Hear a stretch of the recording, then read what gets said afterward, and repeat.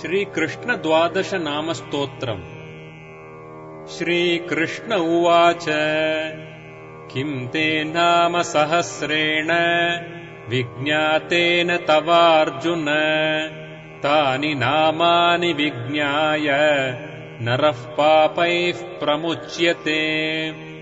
प्रथमे तु हरिं विद्यात् द्वितीयं केशवं तथा तृतीयं पद्मनाभं च चतुर्थं वामनं स्मरेत्।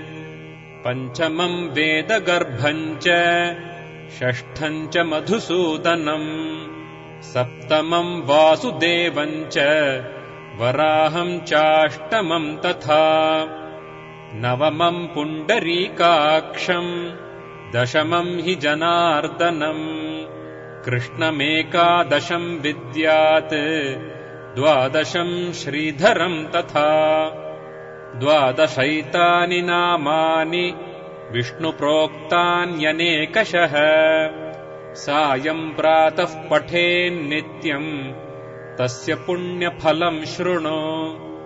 चान्द्रायणः सहस्राणि कन्यादानशतानि च अश्वमेधसहस्राणि फलं प्राप्नोत्यसंशयः। अमायां पौर्णमास्यां च द्वादश्यां तु विशेषतः प्रातःकाले पठेन्नित्यं सर्वपापैः प्रमुच्यते।